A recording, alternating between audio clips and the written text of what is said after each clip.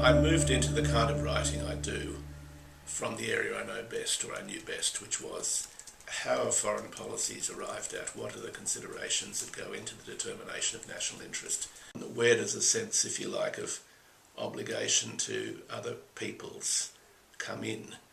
Is national interest the only measuring stick in the formation of foreign policy, or is there a sense of obligation to the interests of human beings, no matter what nationality they are? These were the sorts of issues that impelled me. Because Australia's always had this tendency to look for a great and powerful protector, and then to become slavishly obedient to that protector. We always seem to be the first in and the last out whenever America conducts a great power war. I find that quite demeaning, and I find that when it reaches the point that we're prepared to sacrifice the human rights and the citizen rights of our own citizens in the interests of a slavish, subservient style of conducting that alliance, it makes me very angry. And so, yes, I feel a lot of admiration for Julian Assange. I feel a lot of admiration for Bradley Manning. I think that when Bradley Manning in particular, having taken a judgment, I'm part of a system that is conducting war crimes in Iraq, and every day I see the evidence of those war crimes, as in that terrible video of the helicopter gunship shooting of civilians. And I'm helping to cover that up.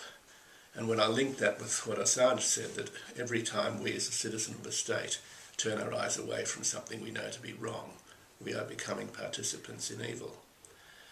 So I guess I'm pretty harsh on this. I apply that to the way we conduct our alliance relationships, and I also apply it to the way we behave on our borders, for example. And if any Australian turns his or her eyes away from something he knows to be wrong in the way we're treating people who come to us seeking refuge, we become part of the evil. As we've come out of a period, the Bush presidency, the Tony Blair Prime Ministership in the UK, John Howard in Australia, when very evil things were done to defenceless people internationally, particularly in Iraq, but also in Afghanistan. And I think it's very important that the hot torch of accountability be held up to those actions. We need to know that when service people sign a loyalty oath to keep secret what they do, there are limits to that, just as there were limits in Nazi Germany. I always want to ask people who say, look, a serviceman signs a loyalty oath and that's the end of it. They're traitors if they betray that. I say, right, if you were in the SS in Germany, would that apply? It is crunch time now with regard to climate change. The decisions that the world takes over the next 5 years are going to determine whether we cross irreversible tipping points, which will lead to a catastrophic rise in global temperature, which will seriously jeopardise the security of our children and certainly of our grandchildren. So a world 3-4 degrees warmer than the world of today is essentially unlivable for the bulk of the present population of the world. A few small isolated communities might survive in cooler places on the slopes of high mountain ranges that still might have habitable conditions for human life and growth of food crops. But most of us would not survive the extreme climate events and the desiccation and the drought and the sea level rises, because most people live less than 5 metres above sea level. We would be catastrophically as a species damaged by the sort of climate change that is literally less than 100 years away. Well, whatever we do that constructively reduces the rate of carbon burning is a good thing, even if it's inadequate, because the degree of disaster, if you like, will be affected by even inadequate measures. So I'm certainly not one of those people who say, let's throw our hands up in horror and say we're all doomed. I will always believe in keeping on bailing the boat, even if the boat's sinking. There's a need for honesty in what governments do. There needs to be no great credibility gap between what they say and what they do. And this was Rudd's tragic error, because he talked the rhetoric of climate change. He talked it beautifully. He talked it movingly and powerfully, and he aroused a public concern. And then he did nothing. He's like the drowned Duke of York. He rode his troops to the top of the hill and then he rode them down again. And he created the opportunity for what Tony Abbott is doing now, because somehow or other that sense of public concern, the edge has gone off it.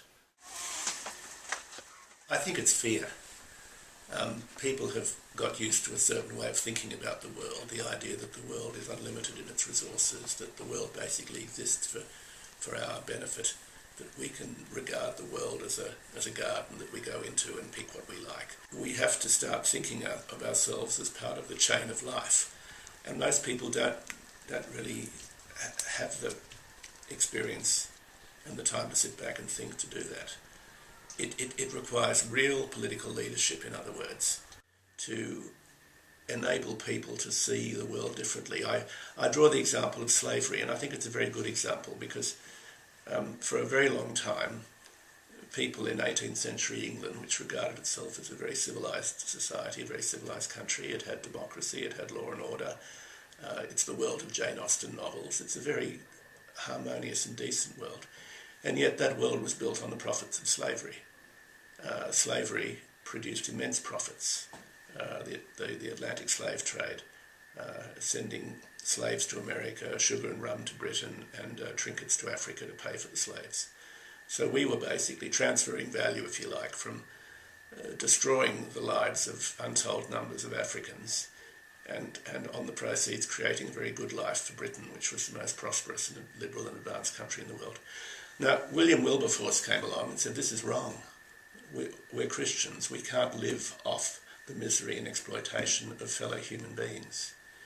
And he single-handedly achieved a transformation. This is beautiful. We had to pick up. Yeah. Eureka Street is one of the few areas, if you like, of defiance to the prevailing conventional market rationalism wisdom of Australia. It's terrifying the extent to which our public debate is dominated, and I would argue perverted, by the atomistic sort of everything's about self-interest, market rationalist framework. There seems to be, outside Eureka Street, very little consciousness of the idea that society is an organic whole, that we are part of a continuum from our forefathers through us to our children, that we live in communities, that a society can't work on the basis of self-interest alone. It has to involve empathy, it has to involve compassion, it has to involve acceptance of the other. All these things that market rationalist economics and sociology can't really accommodate, Eureka Street persistently gives voice to through its writings. And of course I want to pay tribute to Father Andy Hamilton, who's an absolute inspiration to the whole magazine. And the other thing about Eureka Street that's wonderful is it's prepared to challenge conventional wisdom in all kinds of ways. It's prepared to argue the unarguable. I've even seen it speak up for paedophiles, who are the current, obviously, bête noire of our society. It argues for an understanding and a compassion, and these are things that I feel very comfortable with. And Eureka Street has revalidated my sense of comfort in my own Catholicism.